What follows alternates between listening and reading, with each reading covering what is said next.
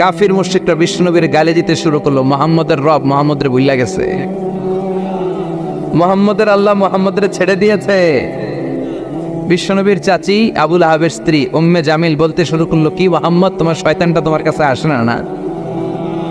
শয়তান দ্বারা তিনি জিব্রাইলকে বুঝিয়েছেন যে তোমার জিব্রাইল তোমার কাছে আসে না। এভাবে সবাই গালমন্দ করতে শুরু করলো যে মুহাম্মদের আল্লাহ মুহাম্মদকে ভুলে গিয়েছে। বিষ্ণু ঈসা ইসলাম নিজেও হতাশ হয়ে গেলেন, কি রে ওহি আসে না কেন? আমার কোনো ভুল হচ্ছে না তো? আমার কোনো অপরাধ হয়ে গেল না তো? আল্লাহ কি আমার উপর অসন্তুষ্ট হয়েছেন? আল্লাহ কি আসলেই আমারে ভুলে গেছেন?